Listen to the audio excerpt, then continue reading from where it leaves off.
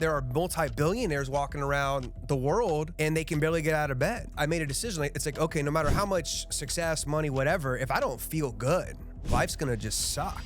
That's why I feel such a calling and a purpose, because this isn't like my information.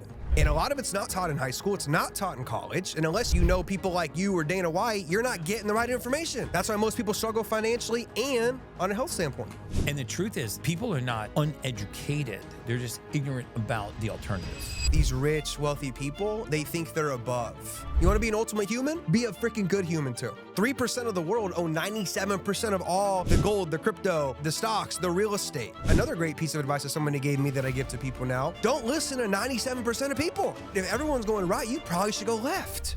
For people that are watching the podcast that are like, I have a dream, I have a vision, how do you start those people off? Because a lot of them are in careers or on pathways and they know that they need to make a change. People need to understand.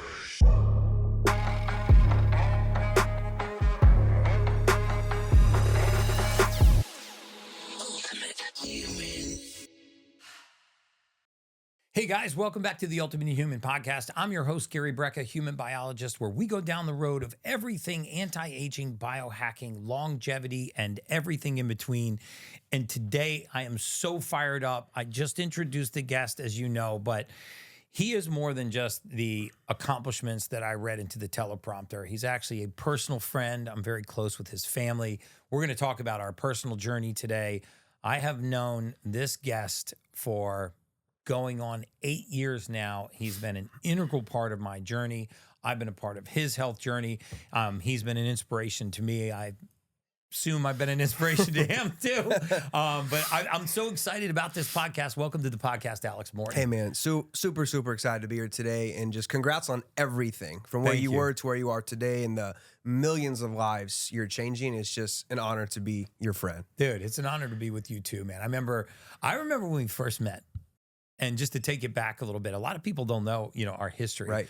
And they know we're friends and we've spoken each other's stages and things, but they don't know our history. And when my wife and I, it was actually my girlfriend at the time, then fiance, then wife, my girlfriend, Sage, and I at the time, when I left my previous career, she was a real estate agent, decided to start this little wellness franchise, Streamline Medical Group. We opened in a strip mall in Naples, Florida, in an old vitamin shop. And what's crazy is that we were in this little strip mall, the vitamin shop. There was an LA Fitness, and I was like, okay, there's the busiest LA Fitness in Naples right down the sidewalk. So we're going to open here. We'll get some foot traffic. And we got off the ground. We were doing really decent. And we had landed Grant Cardone as a client, which for us was like catching Moby Dick, right? And I got introduced to you through a former employee of ours, Justin Armstrong. Yep. And he introduced us. You were killing it in the network marketing space. You're still killing it in the network marketing space. And when we met, talk a little bit about when we met, because that's when our journey started. Yeah. And then I want to tell some funny stories. I mean, I was renting. Right, I was not, now we own, but I was renting back in the day at Porsche Tower, and I'm sitting there doing my calls and stuff, doing well, making money. And Justin, he's like, dude, are you in Miami? I'm like, yeah. He goes, you got to come to Naples. I'm like, why? It's Naples, a bunch of old people, right? Yeah. And he goes, no, there's this guy, I think he was working for you at the time. Yeah, he was working for me.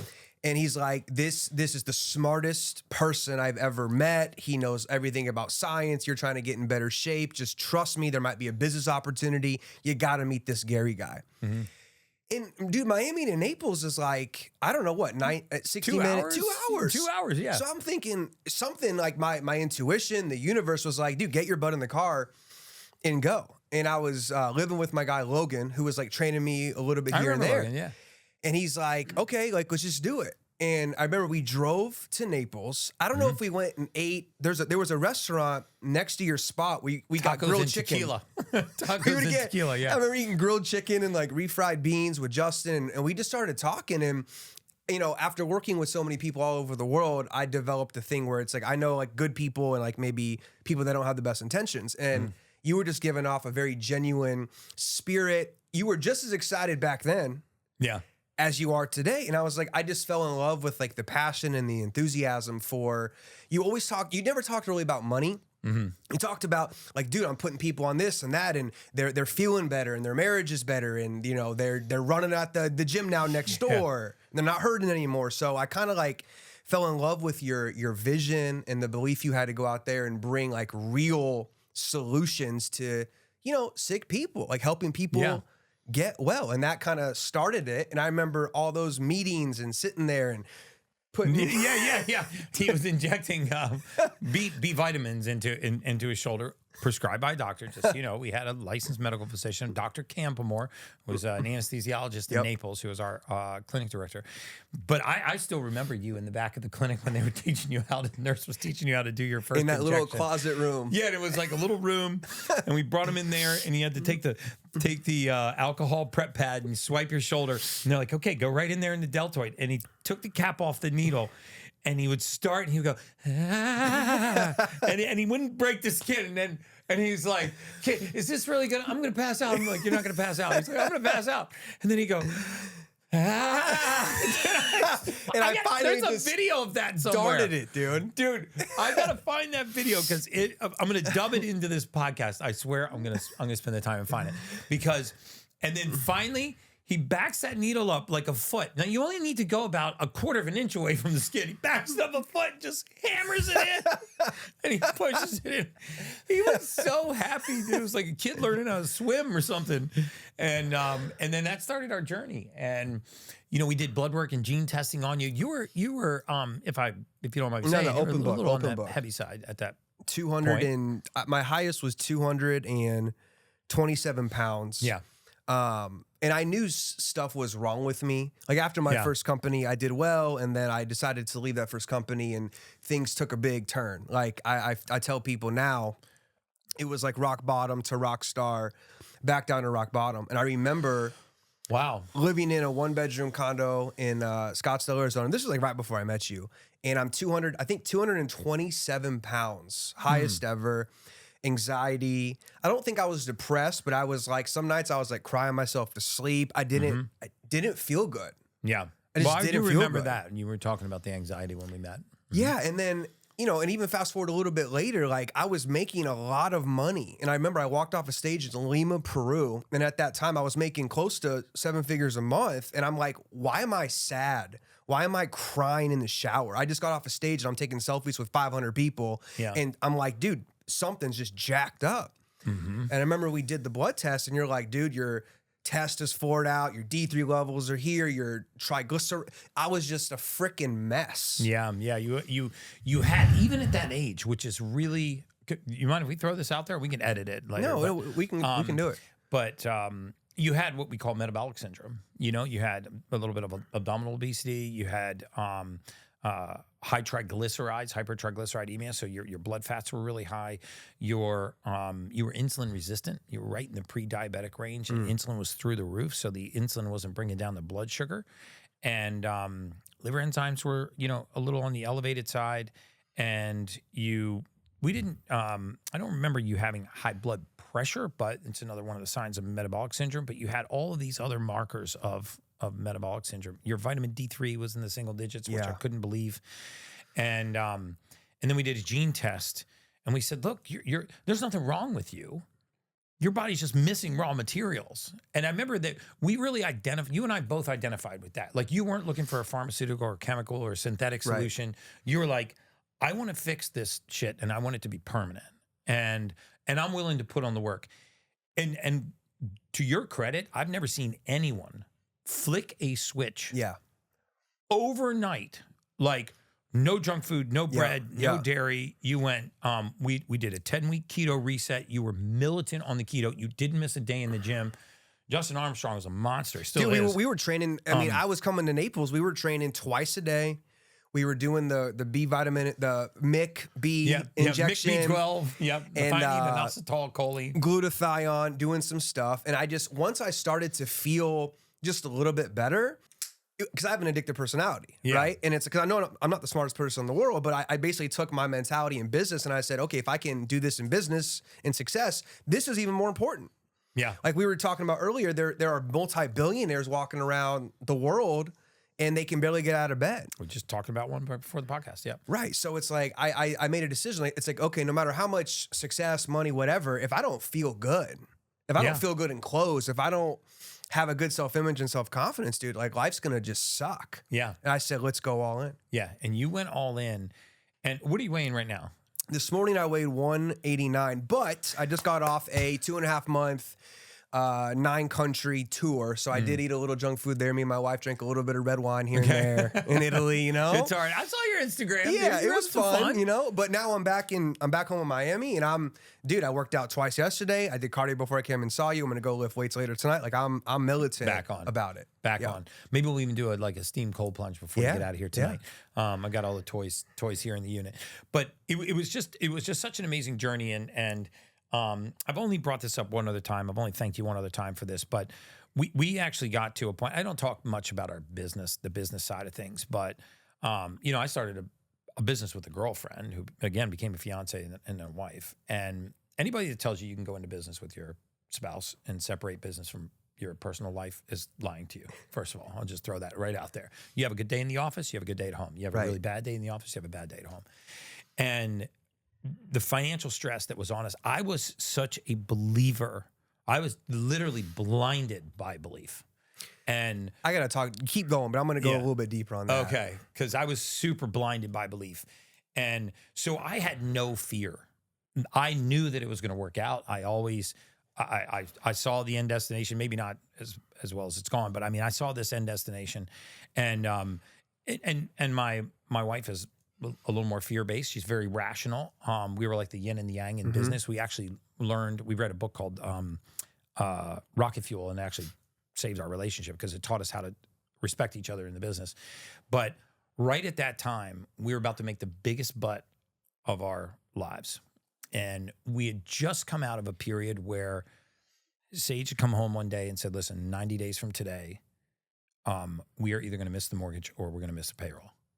And you got to decide what we're going to miss. Are we going to miss the mortgage or are we going to miss payroll? I go, well, we're not going to miss payroll. Nobody's going to work for me. And at the end of the month when they work for me, I'm going to tell them. That's what I was going to share.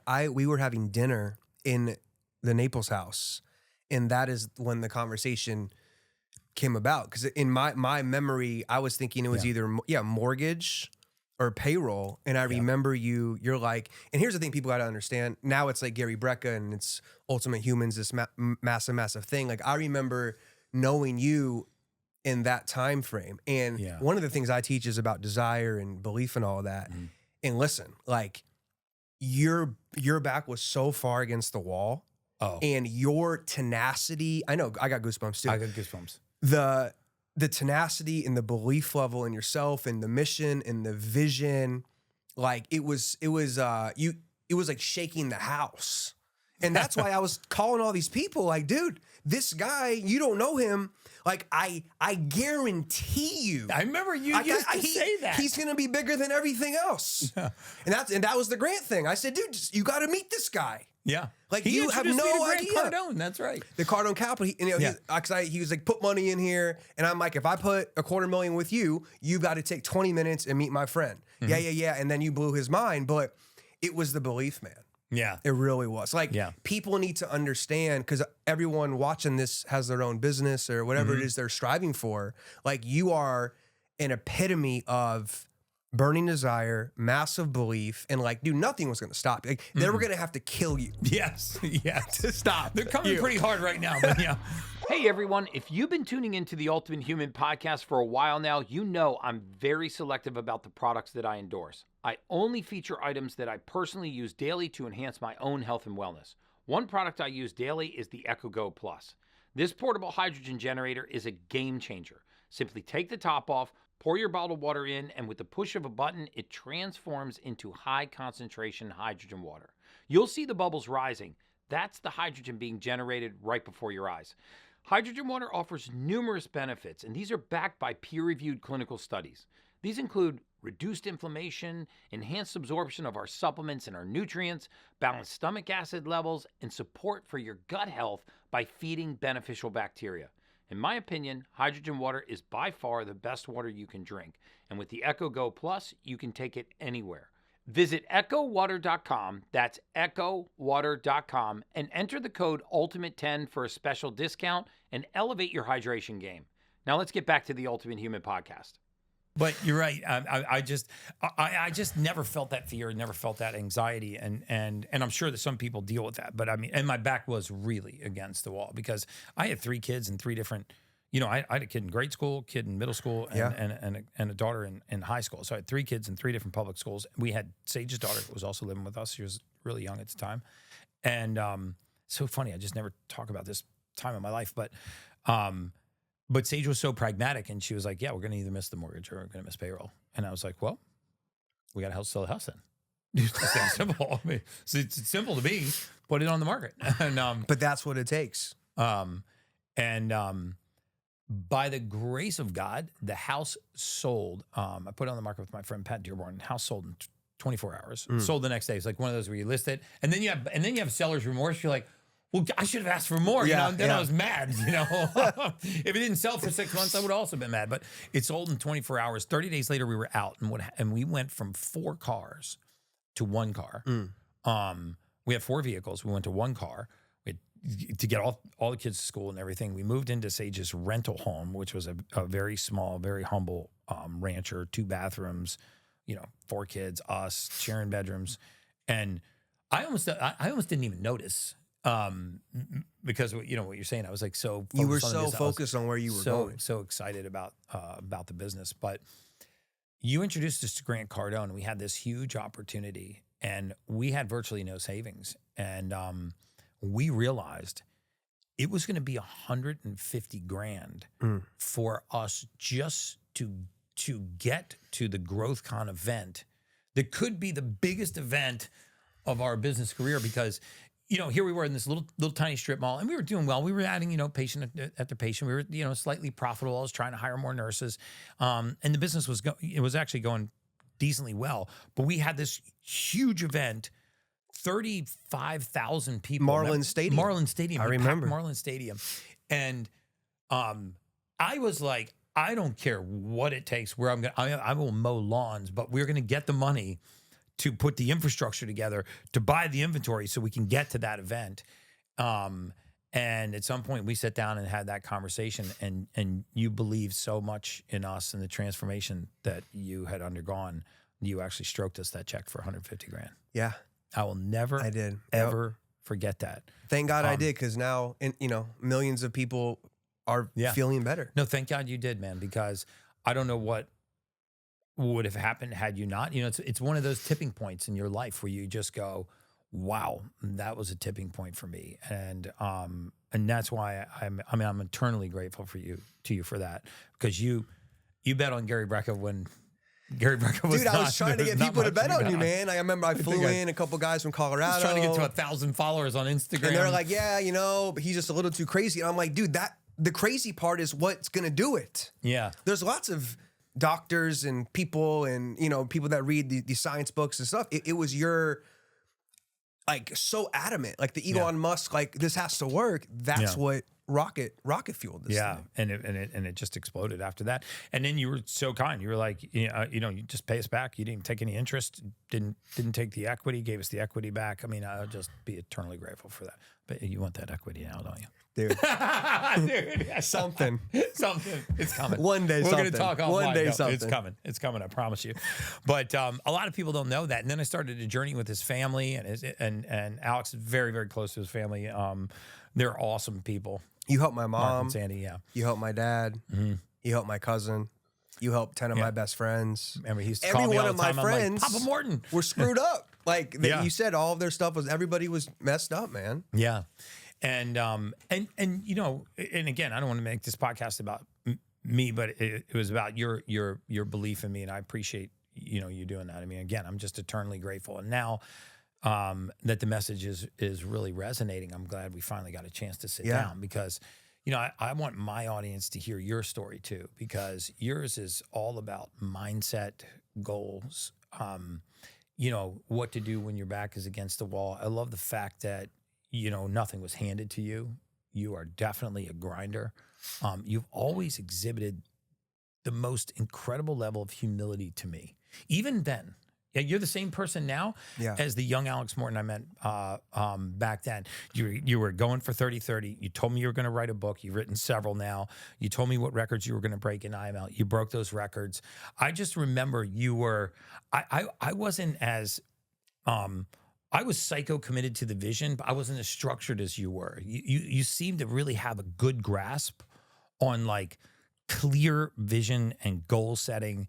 And it's funny, because now that I think about it and I look back, I'm like, dude, he said he was going to write a book. He wrote a book. He actually wrote more than one book. I remember you still having those meetings in the Porsche Tower when your Instagram was just getting off the ground and you're like, targets 1 million followers. And then I checked on you a couple months later. You had 1 million followers. So talk a little bit about that mindset. Like, where did it come from? Who are your mentors? How'd you build this? Yeah, I mean, I grew up in a small town, Columbus, Ohio, 1 pizza shop, 2 ice cream parlors. And just growing up, man, just in like grade school, I knew like I was a little bit different because some of the teachers were saying certain things to me or the class, and I just wasn't really agreeing. Like the whole preconceived programming that most people were probably programmed the same way, like go to school, get good grades, and go to college. If you can't afford college, just take out student loans and then go to school for 4 years and get yourself in debt. Get yourself more debt, yeah. Graduate, go get a job, and go work for the man or the woman for the next, 40 years of your life. And then when you finally retire, your bones are going to be brittle and it's not even going to be a fun situation. So I was hearing this stuff growing up and I'm like, I'm not going to do that. And I look at like, you knew young really that you were not going to do that. I found my parents had Tony Robbins audio cassette tapes in the basement. So that's how you're dating yourself with that. Okay. Yes. And I'm like, cassette tapes, I was like in 4th grade. And then my dad gave me Think and Grow Rich. Oh, best. Rich Dad, Poor Dad. My parents owned an insurance company. They did well. Like back then, I'm like, oh my God, they're, mega rich. But my dad drove a Ford Expedition. They weren't like wealthy. They had good money, right? I had a great childhood, blessed with great parents, but I wanted more. Like where I grew up, there was like 3, there was North Bexley, Central Bexley, South Bexley. North was like the really rich and wealthy. Middle, Central was us. South was like, I guess people like a little bit more poor. And I made a decision, like I'm gonna grow up and I'm gonna see what the rich people are doing. Yeah. And I'm gonna go do those things. Like wow, what an idea, Right. So at 17, I applied to a bunch of different colleges and universities. They all tell me no. I eventually go to Arizona State. And I get into real estate at 18 because I saw $1 million listing on TV. So I got my real estate license, the youngest person to, running around Arizona, paying girls to wear my t-shirts, and Alex Morton Realty. It was a fake company, didn't even exist. Like I was very gray area. Yeah, very gray area stuff. Maybe some marketing fraud, whatever. Whatever. And then I got introduced to direct sales. And I said, no. I met a guy making 40 grand a month at 25. Back then, 40 grand a month, you could own the New York Yankees. Right. Mentally, right? Right. I said yes. And it's been a 12-year career. I've spoken on stages in 76 countries, been a part of, several billion in sales, and I've done very well financially. But the biggest thing for me is now, looking at like how did I do it, reverse engineer it, and then teach it to as many people as possible. And I was very fortunate to have Bob Proctor. If people don't know the name, talk about him a lot. The Secret, which went viral probably 10, 12, 15 years ago. He was my personal mentor. So it was kind of like Andrew Carnegie, the wealthiest man on the planet at one point. Then it went to Napoleon Hill, who wrote Think and Grow Rich. Then it went to Earl Nightingale, who was like the godfather of personal development. Yes. Yeah. Bob Proctor went and worked for Earl Nightingale in his 20s. And I met Bob. I was making $400 a month. Really? So now, and then Bob's passing away, at the end of COVID, and we're texting. We were going to do an event together. That's where Break the Code came about. It was going to be me and Bob. He passes away. Wow. And he basically says, here's the torch. You're the only one alive now teaching this stuff. Let's go. Really? Really. Wow. That's why I feel such a calling and a purpose, because this isn't like my information. This is, you're talking about hundreds of years, centuries and centuries of information. Yeah. And a lot of it's not taught. It's not taught in high school. It's not taught in college. And unless you grow up with, decamillionaire parents, or people like you or Dana White, you're not getting the right information. Yeah. That's why most people struggle financially and on a health standpoint. It's funny you say that, because I feel the same way. I tell my team all the time, I'm like, this information doesn't belong to me. I am blessed enough to have it flow through me. And And that's why very often, sometimes the message is just about give without the expectation of receipt. Yep. You know, and as such, I make a lot of mistakes. My haters love to pounce on those. But, you know, I want to get as much information to the masses as I possibly can, because I feel like, and I could probably learn a lot from you about my messaging, but I feel like my job's not to impress you with how smart I am. You know, I don't want to be the ultra woke biohacker just talking to other ultra woke biohackers, Right. because those are not the people that need me. It's the masses, right? I mean, all you got to do is walk through Disney World or Universal Studios one afternoon, and just take a slice out of middle America, and you can see the trouble that we're in. And the truth is, people are not uneducated; they're just ignorant about the alternatives. Yes. And I don't think that people are sheep or people are stupid or the masses are stupid. I think that they actually are just believing the wrong source. Right. The sources that we've been led to trust, the institutions that educated us, that provide housing for us, that, you know, lend us money and Talk to us on the TV. Yeah. Talk to us on the TV, and they make our rules and they make our laws. Those must be the most trusted people. And I think finally, because of the pandemic, it's like, you know, with every tragedy, some good emerges. The world woke up and was like, Big hey, time. maybe we got to get information from somewhere else. But I love what you said, because you said the information doesn't belong to me. And I feel the same way, man. I don't feel like this information belongs to me. I feel like I'm blessed enough to have it flow through me. And as long as I think you keep that vantage point, that's when the universe really rewards you. Absolutely. So what does this path look like for you? I mean, because I first of all, I love mindset, because it interplays with science so much, right? We are only now beginning to really understand the power of the mind, right? And you understand it from goal setting and, you know, mission, you know, setting and accomplishments, but it has real positive physiologic effects on us. Absolutely. Our mood, our emotional state. You know, people will go, well, why would I journal? Why would I wake in gratitude? You have no idea what the emotion of gratitude, the frequency of gratitude does for the body. And now it's getting backed by science. It's like a nice smile for your cells. Yeah. Yeah. So tell me where this goes for you. How do you get the message out? Yeah. I mean, when I got started in direct sales at 21, you know, there was nobody doing, like, there was no young people, you know, spreading this information, right? Like, no one ever talked about goal setting. I went to ASU, right? It was the number 5, I think, business school at the time. Like, no professor was telling me about goals, create a vision, create a mission, you know, desire, this stuff, gratitude, journaling, meditation, like none of this stuff is taught anywhere. So I'm like, okay, I'm going to take this company, because we had a healthy energy drink at the time, and that's going to be the product we're going to sell. But on the back end, I'm going to teach the masses. And at the time I was 21. So we like created this community called the YPR, Young People Revolution. So we were kind of revolting against the system, the educational system, the college. I graduated school. I have a 4-year degree. It's on my mom's wall. She cries when she looks at it. It's amazing. But I was like, just taking up space.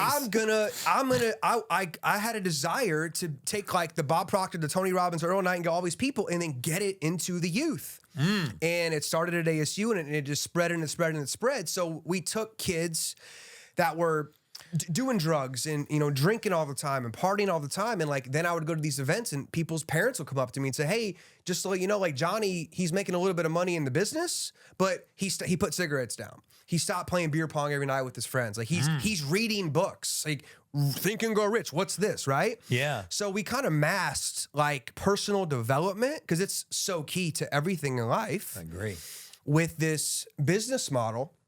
And it grew from 4 people in a dorm room to 96,000 people. Holy in cow. 4 years. And that was my first big ordeal explosion. That's kind of where my first book, Dorm Room to Millionaire, came out. Right. And now for the last 8 years, the company I've been associated with, right? It's all financial literacy. And we're going into health and wellness as well. But we package everything as great products, great services. But on the back end, where do you see yourself in 2, 3, 4, 5 years down the road? Making goal cards. One of the things that I teach is write down exactly what you want in the present tense. I'm so happy and grateful now that I am. And I did this when I was 21. Oh, that I am. Yeah. Because I am, you're speaking into existence. When I was 21 years old, now I can speak so confidently because I look at my own life. Yeah. I didn't have anything, you know? Right. And these are the tools that help me achieve. So now, like I wrote down, I'm so happy and grateful now that I'm a millionaire before I'm 25 years old. And I said it every single day, every morning. I would be in the car, people would look at me, and I'm not even listening to music. I'm literally doing like incantations and affirmations. But guess what? Before I turned 25, I made $1 million. So I know this stuff works. When I first met you, you were speaking the future into existence. Yeah. That's what you were doing. Yeah. You believed you had the biggest healthcare wellness company on the planet when you didn't, but you believed one day, and guess what? Here we are. Yeah. And that's the things people can take from this episode is like whatever you want, you get clear on it. Yeah. I teach people things happen 3 times. Mind, number 1, number 2 on paper, number 3 in the physical world. You thought about I thought about my success in business, whatever.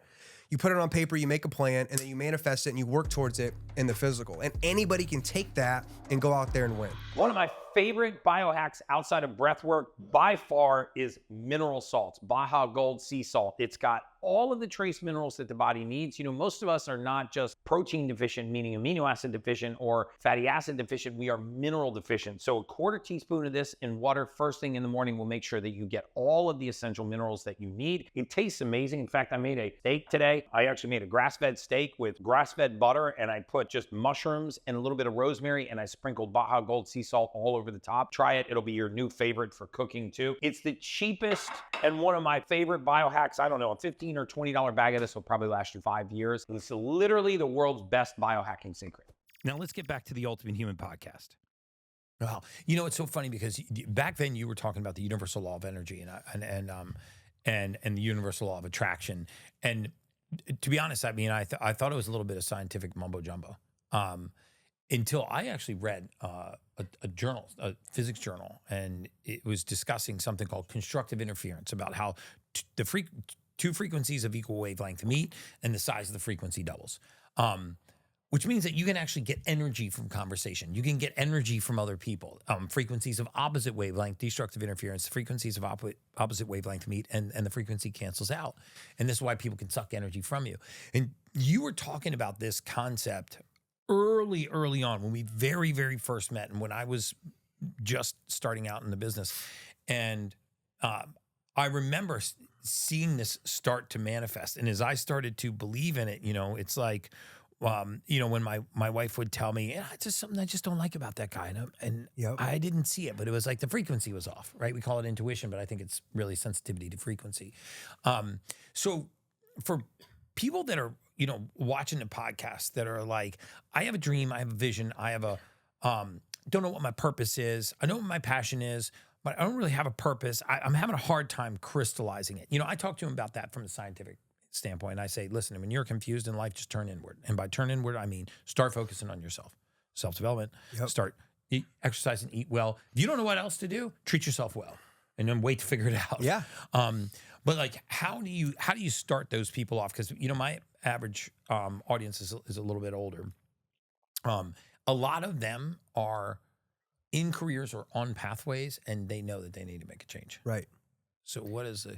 Well, first you got to get absolutely like crystal clear on what it is you want, especially in today's world. You can't just be like, I want to be rich. Yeah. I want to be rich. But then it's like, okay, you have to get like super like clearly defined. Like if you say, I want more money, here's $1. That's more money. Right. Yeah. Like the universe it's a very specific situation here. And this isn't like all positive thinking, mumbo jumbo, like you said. No, you have to go out there and work your butt off. Right. But there's the spiritual side of success and there's the physical side of success. And I believe the spiritual part is 90 to 95% of the whole deal. Because there's lots of people that are good at sales, and good at speaking, you know, try to write a book, set goals, and, you know, they're never going to become a multimillionaire, right? Mm-hmm. There's people that maybe want to do what you're doing, but they're not doing what it is you're doing. So you get clearly defined on what it is you want. And then one of the easiest principles anybody can relate to and interject it right now into their life, and this is what I did, find someone or a group of people that have exactly what it is you want. And you can reverse engineer it. Like when I got started in direct sales, I Googled who are the top earning people in the whole industry. I tracked them down and I studied every piece of content, every YouTube video, the way they tied their shoes, the way they spoke, their voice inflections. They would make dramatic pauses, and then I would see the room respond a certain way. So I was studying people making $80, $100, $200,000 a month. I'm making no money a month, but I said, okay, if I say what this guy's saying and I do what he's doing, eventually the result has to show up in my life. And I believe that to be true. Wow. So anybody that's watching this, whatever their target is, whatever their goal is, instead of you sitting there trying to be Mark Zuckerberg and make the next best app, dude, just find someone that's already doing what it is you're doing. You see it in sports all of the time. Yeah. You know, they were talking to Kobe Bryant back in the day. Kobe, why do you warm up like Michael? Why do you stick your tongue out like Michael? Why do you do the layup like Michael? Why does your free throw routine look like Michael? Kobe's like, because he's the best. Right. I'm modeling the best. Yeah. Right? So for those of the people listening, find someone that's already, quote, living the life that you really desire to live and study them. Social media, it's free, man. Like, get on there and study the people that have what you want and start to do little incremental things, right? Like a lot of people, obviously, they want to become the ultimate human. And I've watched tons and tons of your content, and you always let people know, listen, you don't have to have a lot of money to do this. Yes, you can buy these machines and stuff, but you can have no money and do the breathing. You can have no money and go ground outside, right? Put your feet in the sand or the dirt or the grass. You can meditate. It doesn't cost money. You know, there's things people can do. So whatever somebody really desires to go out there and do, go find someone that's already doing it and start to implement a few of those habits. And eventually, you doing a habit over and over and over again, it will become a discipline. And you'll become unconsciously competent on those things. You'll do it, and you're going to get the results. And that's what I did. I still do it today. You know, I do think of myself as a pretty humble person. Become unconsciously competent. Unconsciously competent. So there's 4 levels of understanding. There's unconscious incompetence. I don't know that I don't know. I don't know that I don't know. Yeah. And then you go up to consciously incompetent. I know that I don't know. Like when I met you, I didn't even know that I didn't even know. And then you let me know, hey man, you don't know. Like you obviously don't know. We got to go through that one more time. You know? Sounds like who's on first. Right. Like the old. So unconsciously incompetent. People don't know that they don't know. You don't know, and you just want. That's like half of America. Yeah, dude, I love probably this. more than just half. Running around and eating processed foods and okay. Where are you going? Going to work. Why are you going to work? I don't know. So true. What you eating? Burger King. Why? It's cheap. I don't know. I'm just eating it. Yeah. People don't think. People don't even know how to think. You know, that's an activity. Like thinking. Like, what are you thinking about all the time? The book is Think and Grow Rich, not work hard and get rich. Yeah. Not breathe on the balcony and get rich. Yeah. You know? Hey, I breathe on my balcony. No, I know. Don't knock that. But health, money, it's all the same fundamentals. Right. It's all the same fundamentals. So unconsciously incompetent, consciously incompetent. I now know that I don't know, so now I can learn. I can get mentorship. I can watch Gary's YouTube channel. I can follow Ultimate Human and understand, okay, if I do these things, I'm going to lose body fat. I'm going to gain muscle mass. I'm going to sleep better, right? And then you go to consciously competent, which means you have to think about doing the right things. And that's a good place to be. But at the very tip top, obviously you in the health space is unconsciously competent. You don't have to think about it. You just do it. Oh my gosh. Yeah, unconsciously competent. I mean, I don't know if that's the highest level. I feel like that's where I'm at because you have to be. If you're not there, then we're blindly screwed. Just You wake up and you don't have to give too much thought to. When you wake up, you probably have a routine. Oh, I have it. It's right away. Yeah, right away. Yeah, you don't have to. It's just you do it. But at first, you know, we have to wake up and be like, okay, I need to go outside and get first light. I need to drink the water. I need to take my D3, K2. But you graduate eventually, you get to where you're at. Bring a little tear to my eye saying all that, dude. You're just firing. You're just firing. Yeah, because it is kind of funny. People ask me what my routine is every morning. It's very simple. But I also play this little game with myself because I have this like David Goggins method of not negotiating with myself. Because I wake up in the morning and I sort of have this map to get to the coffee maker, and I go from my bedroom to my sink and splash water on my face and brush my teeth, and then I walk right in the other room and get in the cold plunge. And I don't know that there's been a single morning when I walk in there and I'm like, I can't wait to do this. It's like I get in that room and I'm like, if I just go out of this room and down the hall, there's a nice warm cup of coffee waiting for me. But I stand there and I'm like, I'll guilt myself, and I do some breath work, and then bang, I get right in that cold plunge, and I get out after 30 seconds. You can do the same thing with a cold shower. You don't need to buy an expensive cold plunge. And then the switch is on. Like the light bulb's on and I just feel amazing. Yep. And the dopamine rush and I'm just clear and cognizant. Then I go in and get on the treadmill for like 10 to 12 minutes, breathe a little oxygen, go down, get in the red light bed, and then I get coffee. And by that time, you know, and I'll head out to the balcony, do a little first light and some breath work. And after that routine, it's what's astounding now is like when I'm meeting like all these experts. I just had one of the scientists from Whoop on, who's taking big data and analyzing all of this different Whoop data, and she said confirmed what I anecdotally was experiencing, in that getting this first light into your eyes is the greatest predictor of good circadian sleep that night. And it was one of the greatest predictors of performance and mood. And so now I don't miss it. And I actually notice the days when I do it and I don't. Wow. And so for you and for the people that are trying to develop a healthy mindset, right? What are some of the non-negotiable practices? Well, for one, you have to have self-awareness. And I know a lot of people throw that word around, become self-aware, but like it's a big deal, because one of the biggest things is you have to become self-aware of the fact that every single day there's a battle going on between what we desire and all the distractions over here. Every day.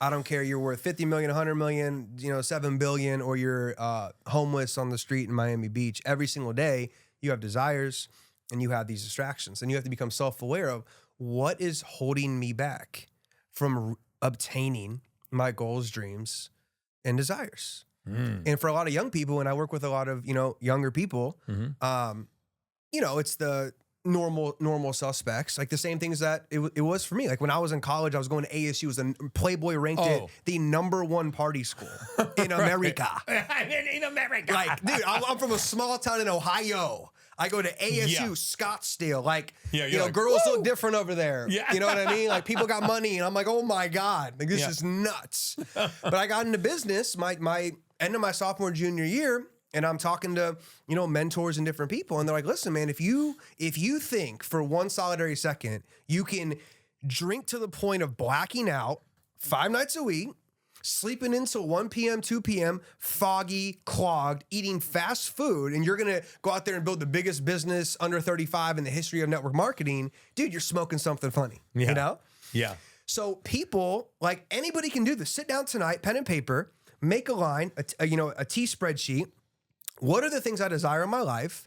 And what are the things potentially holding me back? Is it Netflix? Is it fantasy football? Is it, drinking too much with your buddies over here? And start to eliminate these things and do more of these things. Like if there's a negative habit in our lives, you can't just erase the negative habit. You must replace the habit. So instead of driving, like a little thing, like turning your car into a mobile classroom, right? Like instead of driving, listening, jamming out to Drake and Bieber and the Swifties out there, you know what I mean? Yeah. Turn that stuff down, man, and turn up an Ultimate Human podcast. Turn up a Tony Robbins, turn up an Alex Morton audio book, right? And start to program yourself to win. See, a lot of people will listen to this like, yeah, that stuff doesn't matter. Teach me like more physical stuff and physical stuff. Listen, if it was only the physical things that mattered, dude, everybody would be a multimillionaire and they'd all be shredded with a 6-pack. Right. It's your self-image. It's your belief system. Our belief system is created by the things we see, hear, and experience. Yeah. Right? Like, what are these called? There are what? Eyes. Eyes. Yeah. Right? Eyes. Okay, what word is in the word eyes? Y-E-S. Oh, Y-E-S. Yes. Yes. Everybody say yes. Yes, right? So whatever we see is an automatic yes. People say, oh, yeah. No, it's true, actually. It is true. If I see where I'm going and I see this beautiful life and this beautiful vision that I have for myself, I'm gonna attract the people, the places, the opportunities, the mentors in my life to bring me what it is I wanted. That's what you did. Yeah. I didn't know who you were. You didn't know who I was. We meet, universe is doing the cards, right? All of a sudden, oh, Alex is gonna do this real estate thing with this Grant Cardone guy, blah, blah, blah. Hey, Grant meet Gary. Gary meets Grant. You change his life. He introduces you to this guy, boom, and now we're here. Yeah. It's so true. So the law of attraction is real, but it must also be backed up with the law of action. I was going to say action. So feed your desires, starve the distractions, and focus on where it is you're going, and don't underestimate what you can accomplish this week, this month, this year. You know, greatness takes time. I mean, how long have you been at this 10 profession? years. 10 years. Yeah, 10 So years. a decade. Most people, you put a decade of blood, sweat, and tears into something, most people won't give it 10 weeks. Right. Or they'll give it a good few weeks and it didn't work out. Yeah, it doesn't work. It's a scam, you know. Yeah. The gym's a scam. Yeah, it's funny because you suck at everything when you stard. I still remember the first time walking on stage. Me too. I was so choked up and nervous.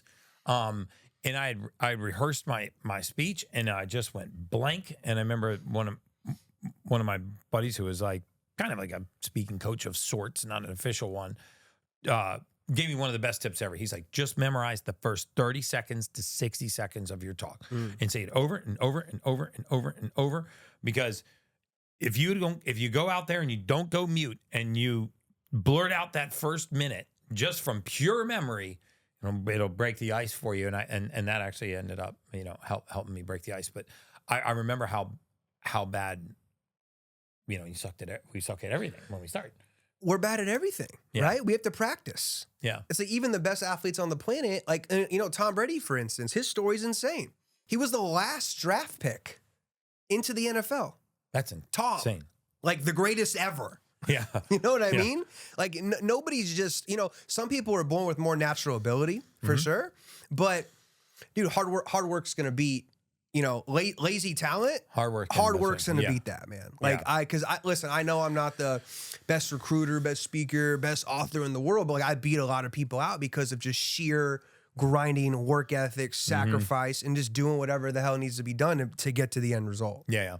And I feel the same way about my career because I like I say, I don't feel like I work a day in my life, and I choose to read, about the science and study because it's what I'd do if I was on vacation. Like I was telling you before the podcast, like this doesn't feel like work for me, but this is what I do. And the fact that I get to sit down with some of the most interesting, fascinating people that are changing the world, either in medicine or on mood and mindset, and people like you, it's like, this is the greatest blessing in life. Yeah. And I feel like if people would just maybe take some time to figure out what really drives them, like what would I otherwise do for free? Right. And how can I monetize it? Right. And maybe that's a great place to start. It is. I'm not the mindset coach, but no, it is. Because whatever you choose to do, I'm going to write that book. Find something you do for free. And there you go. And dedicate your life to it. But anything anybody does, at some point, you're going to have challenges, obstacles, maybe even a big problem. Yeah. And unless you absolutely love it. Like when I went and made, close to 2 million, and then my savings account dwindled down to less than 90K, and my rent was more than my income. I was living with the wrong girl, and I was anxiety. I was crying myself to sleep. I was 227 pounds. I was on my knees, like praying to God, like, please give me one more chance. I'll do it again. And I won't have any ego. I'll do it all through humility. I'll focus all on other people. Just give me one more opportunity. Like even in those moments, I loved what I was doing so much. I refused to throw in the towel. Like, I just didn't care. I was getting attacked. I'll never forget the most hurtful tweet ever. Literally, I hope you and your family die in a car crash. no. Swear. Really? I mean, it was bad, man. Dude, it is amazing how much vitriol is out there on social media. It's like how upset and like evil and insane do you have to be to wake up in the morning and be like, you know what? Today I'm going to wake up and I'm going to try to destroy that guy or that girl via social media. Yeah, it's crazy, man. Man. A lot of people that do it though. It's incredible. I sometimes there's a pervasive mentality that I'm good because everybody else is bad. So I'm going to spend all my time pointing out the bad in other people because that'll somehow make me look good. I mean, I've never subscribed to that philosophy. And all you're doing is, it's all a boomerang. If you throw out evil, hate, jealousy, envy, scam, dude, it's coming back to you 10 times. Like my dad always taught me, we were growing up, and again, they weren't super, super wealthy whatsoever. We were upper middle class, right? But we would go and he would say, always treat the janitor the same way you would treat the CEO. And when you go out to eat dinner, you tip well, you say please, you say thank you. And those things stuck with me. Because, and he said, Alex, whatever you put out into the world, it's going to come back to you, man. Yeah. So if you're a nice, good, genuine person with empathy to humans and you want to make a difference in the lives of others, you do all these good things, you're going to get blessed beyond your wildest imagination. I did a podcast with Will Ahmed, the CEO of Whoop, and he's built a $3.6 billion company. Very, very, very smart guy. He's got an incredible team. And he was talking to me about how his favorite thing to do when he's hiring somebody is to go out to lunch with them. And he looks at how they treat their wait staff. Wow. And I was like, wow, that's a really interesting psychological, practice there, like evaluation. And I just thought it was a really cool way of evaluating somebody's character that you only have a few minutes to get to know. Because if they're nasty to the wait staff, dude, you're like, okay, now we see how do you treat people? I'm married now 4 years. So if you're interviewing with Whoop, be nice to the waiter. Yeah. But I remember I'm married now 4 years, but I remember, going on dates with girls or different things. And I would, if they were ever rude to a waiter or waitress or a Starbucks person, I would be like, dude, it's over before it even starts. Yeah, it makes my flesh crawl. I can't stand that. And some rich, and another thing I can't stand is these rich, wealthy people, they think they're above. Like all these nice hotels all over the world, man. I can't, it hurts me so bad when I see people treat the valet guy bad. Give me a water. Yeah. Here, take my plate. Yeah. I'm thinking, dude, does it kill you to say please? Yeah. Thank you. Just be a good person. You want to be an ultimate human? Be a freaking good human too. Yeah. I love that, man.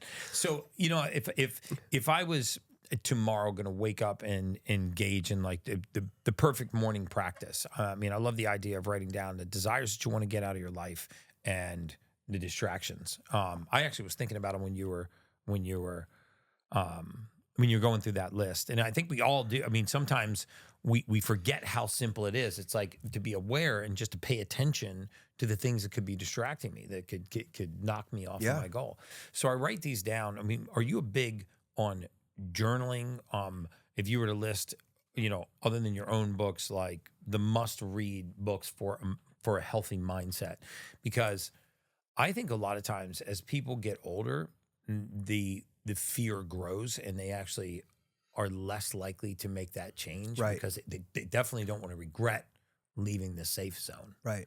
And how do they develop that mindset? Because most people are not born with that. And they don't have parents that have sort of given them that will, that passion.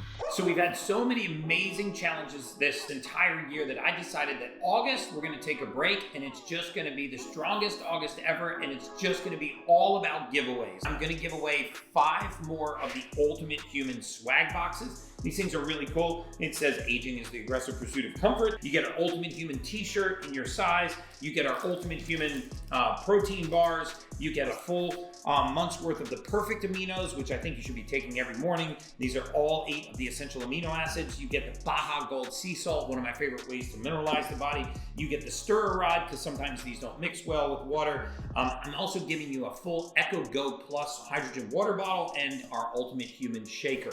So these are going to go out to 5 people that just subscribe to the YouTube channel. And I'm going to pick 5 lucky winners, and I'm going to send you an Ultimate Human swag box right to your front door. Now let's get back to the Ultimate Human podcast. Well, you got to get, comfortable with being uncomfortable. So at first it may seem a little bit weird or different, but for me, very simple. I wake up in the morning, I don't touch my phone.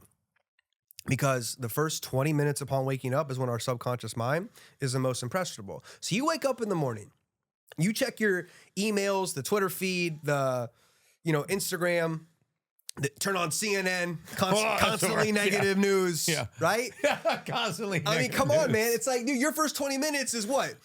World War III, the Ukraine, Russia, Gaza, war, rape, death, inflation, everyone's dying, everybody's sick, monkeypox. Monkeypox, it's like, that dude, was my favorite. If everything is negative, your first 20 minutes, dude, your day is going to be tough. Yeah. So you wake up, you don't touch your phone right away. You get into gratitude. You don't have to journal. You can just wake up. I think about I pray. I get into prayer. 30 seconds. Thanking, like you do it. Thanking God for another day. Right? I always talk about health, wealth, love, happiness, growth, and abundance. Mentally and spiritually, I connect with my source. Whatever people believe in is amazing. The oak tree, Muhammad, the Torah, Christianity, whatever it is. Everyone can do their thing, right? But I think it's important to give thanks. Because I don't know the exact number, but every night we go to sleep, Isn't there like 12,000 or 20,000 people that never wake up the next morning? Something like that. So, hey, I'm here. I'm already winning. I'm awake, right? 50 years ago, they didn't have warm showers. You take a warm shower. And we get pissed off. The plane gets delayed 10 minutes. Yeah. You know, so gratitude. And then I kind of like start my day. 20 grams of protein, you know, water, 20 grams of protein. Like this morning, I go down and I hit cardio. I don't eat. I go down and I hit cardio. Drink alkaline water. Think about the day. I actually plan the day the night before. That's it. That's like a hack for sure. Which most successful people probably do that. But like I know my Google Calendar set.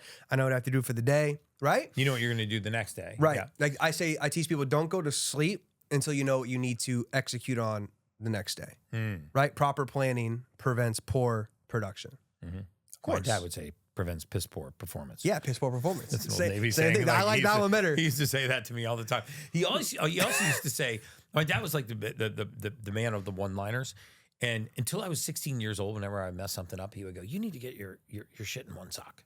And I was like, you know, I knew what it meant just by how he would use it. Like I'd leave my bike in the yard, it'd rain all night, and he'd open the door in the morning and be like, "Gary, your bike's in the yard. You know, you need to get your shit in one sock."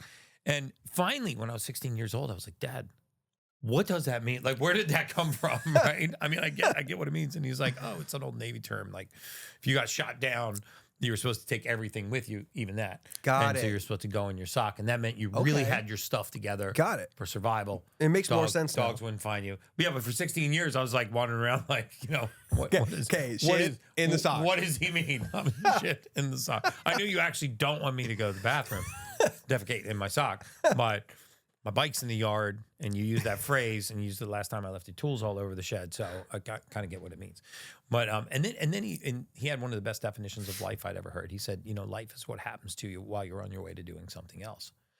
And I was like, man, that really makes a lot of sense. And for a lot of us, I think we're truly on our way to doing something else. I was in the mortality space. You know, you were at college. You know, that standard plan was in front of you. Yeah. You just decided, I'm going to do something else. And I remember you got a lot of flack because wasn't there a period of time you were telling kids, don't go to college? I mean, you don't need to go to college. People can pull up the old YouTube videos. Yeah. I was just saying the truth. Yeah. I said, if you think you're gonna graduate and go take a job for, you know, $40,000, $50,000, $60,000, $70,000 a year pre-tax, and somehow you're gonna go get your dream house, your dream car, travel to Europe once a year, you know, go live in a penthouse over here, you're nuts.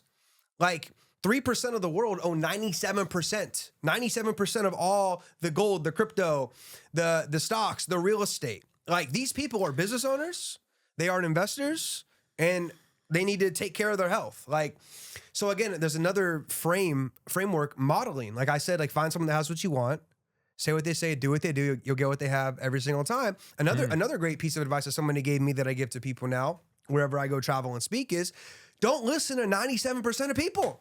Yeah, exactly. Like if you just don't follow the masses, and I think we learned that a couple years ago with, you know, certain things that happen in our country and world. Oh, yeah. It's like, dude, if everyone's going right, you probably should go left. Yeah. If you just did that, you'd probably be in a better place tomorrow than you are today. And where do you get, like, I think a lot of people just lack mentors in their life. I mean, for you to have a Bob Proctor. I know. I mean, that's like huge blessing. You know, Dale Carnegie falling out sky, right? I mean, that is really like, you know, like a Michael Jordan or, you know, LeBron James saying, "Hey, you want me to teach you how to play basketball?" Yeah, he's he even said Tony Robbins has done more for the space than anybody else, but I believe Bob is the best educator on the science and the laws of success and achievement. I mean, Tony quotes him a lot. Yeah. Still, yeah. I mean, and John Maxwell, you know, and I've seen John speak a lot of time. In fact, my ex-wife is married to his nephew. She's she's Amy Maxwell now. Okay. Yeah. So interesting. His brother's son is my ex-wife's husband, and he's actually a very nice guy, and I'm very close to my ex-wife. She was a great baby mama, but and we still have a good relationship. But I've actually read, you know, a lot of his books. He actually talks about living a life of significance, not a life of success. And I remember the first time that he started talking about that, it really resonated with me because he said most people want a successful life, stuff, marks of success. But a life of significance is how much you are in service to others. And maybe unconsciously, I realized that when I stopped really focusing on trying to be wealthy and started focusing on people's well-being, Yep. That's when I became wealthy. In fact, Grant Cardone told me one time, he said, the word wealth is derived from the word to be well in being. And he's like, so it used to be, if you were wealthy, you were well in being. You were healthy. And so as you now start to become other, entrepreneurs, mentors, what kind of pathway do you describe in your book? What are you laying out for them? Well, to speak on the significance thing, I really believe success is about you. Significance is about other people. Yeah.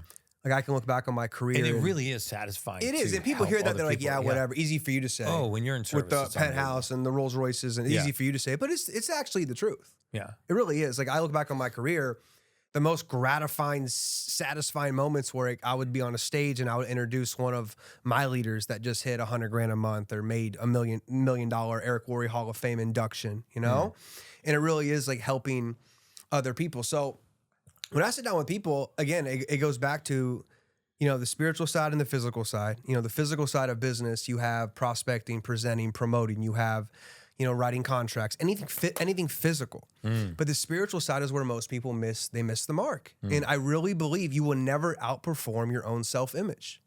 Wow. I just believe that. Wow. Like when I had nothing. That is so true. That is so true. And I was broke and broken. I had to create. This is what Bob taught me. He said, how does it feel to be a millionaire? I said, dude, I don't know. I got $1,000. He said, you're never going to be one then. So it took me so long to understand what the hell he was talking about. Yeah. Beginning with the end in mind, feeling as if, like, how would you walk, talk, act, think, drink, sleep if you were making $83,000 per month, which is $1 million per year? Act like that person right now. So then when people meet you, they're not meeting Alex Morton, 22-year-old, drunk college kid. They're meeting Alex Morton at $10,000 a month, $50,000 a month, $100,000 a month. So I would start to bring people into my business, and they thought I was already making 6 figures. And then they thought I was making 7 figures. And I remember I was at one of Eric's events. I spoke on the Rising Star panel. I was doing pretty well at the time. GoPro, yep, way back in the day. And this gentleman gets brought on stage. He's wearing a red jacket, and he says $1 million a month. I make $1 million a month, and he was selling coffee. And I said $1 million, and I wrote it down. And everyone around me said, "Dude, he's the only one that makes $1 million a month in the whole world of this industry. Like no one does what he does. No one can do what he does. He's literally Michael Jordan." And I'm like, in my own mind, I said, "Okay, well, I'm going to build my self-image to $1 million a month." And it didn't happen next year. It didn't take 2 years, but 4 years later, I had $1 million a month because I built the self-image. And I acted as if I was Erdy, because when you act like that, you're going to do the right things. The ultimate human, even if you're fat, overweight, obese right now, unhealthy, you just got a crazy bad blood report from one of Gary's nurses. Okay, you're going to get on the right meds. You're going to do the right things. You need to implant it right now, the seed in your mind of I am healthy. And see that image. I see 6 months, the blood report. I can already see the numbers. Yeah. And then you're gonna be more easily motivated and inspired to do what you need to do to make the numbers on that blood report look like you want it to look like. You know what's crazy is I read an article one time that Oprah Winfrey had credited her weight loss to a philosopher named Gary Zukav. He wrote a book called Seed of the Soul and Soul Stories, I think. And the article talked about how he was the only one that was ever able to get her to lose weight. And when they asked him, what did you do to get Oprah Winfrey to lose weight? He said, I had her stop seeing herself as a fat person. Wow. It just rang in my mind. I mean, I had her stop seeing herself as a fat person. If you're a smoker, stop seeing yourself as a smoker. If you're broke, stop seeing yourself as if you're in debt and all you focus on is how do I get out of debt, you're speaking debt. Yeah. You need to no, I'm so happy and grateful now that I'm wealthy. Yeah. Leave debt in the trash can, man. Leave fat, overweight, my genetics, I'm big boned. I dealt with this. I was 227. I was eating ice cream at night, like across the street. I would walk over there. It's called Sugar Bowl in Scottsdale, eating 2,000 calories of ice cream. Yeah. Why am I gaining weight? Because, dude, you're doing the wrong things and you're seeing yourself as this, fatter person. See yourself as someone who's fit. Yeah, that is so true. The image that You know, and then I said, what did I do? I'm like, I'm looking at fit guys. I'm looking at fit people. I'm following fit people that look good in suits. So one day I can look good in a suit. Right? So I burned it in my subconscious mind, put emotion behind it, and then did the actionable physical steps. Yeah. That's the equation, man. Yeah. Spiritual side, physical side, you got to marry the two. But most people miss the mark on the spiritual side. Wow. That is so true and so powerful. Brother, I am so grateful that you came and spent this time with me today. I've never really publicly thanked you for believing in Sage and I and for really putting up $150,000 when $150,000 was everything in the world to us and really helping, you know, be a big part of the launch of my career. I think everyone can benefit from what you do and what you teach. How does my audience find you? Yeah. They don't know who you are. Well, Most first of them off, already know who you are. I'm great. I'm just as grateful for you and your family. And, you know, I talk about you all over the world. And Really? it's just, Thank you. I use you as an example in my teachings because you literally did what these principles are. Like no one can argue that. When you crystallize them, it helps me realize that was the mindset that I had, although I wasn't consciously focused on having that you mindset, were if that going makes to sense. lose your house, Yeah. but you refused to be negative. Because good point. you were sold out. You were Yeah. all in on where it is you were going. Yeah. Alex Morton Mindset on Instagram, Alex Morton Mindset on YouTube. I got a Telegram channel. And then soon, maybe when this comes out, I finally did what Bob told me to do. He's You're like, launching a please course. make a university, make a program where people can access it. I just never wanted to sell anything. Yeah. But now I'm at a point where I don't need to disclose financials, but I've done enough to where I feel I can now, you know, feel okay. Like, you know, if someone makes $100 million in something and they're like, hey man, I'll teach it to you for, you know, $1,000 or $2,000, I think now it feels okay. Yeah. I'm not saying I made 100 million, but you guys get the point, right? Yeah. So that's going to be accessible. I just want to help people, man, just like you. Yeah. I just want to help people. You because really do too, man. I see that genuinity in you. I mean, I've been to every day. Honduras, Guatemala, Nigeria with Truth. bodyguards, you know. I remember in and when out of you and SC Dar went there with the armed machine security. gun. We went yeah. to Johannesburg, you know, machine gun people, and like people say, Alex, don't go to that part of Colombia because they're gonna literally kidnap you and all that. And I feel like I'm protected by God. I really feel like that, and I feel I know my message has helped so many people because we've helped 700 plus people create full-time incomes, dozens of millionaires, and and it's not just about money. But when you make money, you can help other people. Like you can't feed him unless your plate's overflowing with food. Right.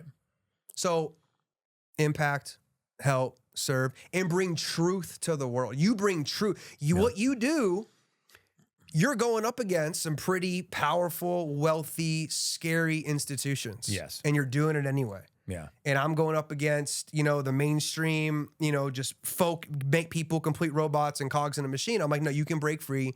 You can own your own business. You can have it all. You can have the marriage. You can have the money. You can have the health. You can't have it all, Yes. but you need the right information. And if I can help people even 1%, I feel good. That is so true, man.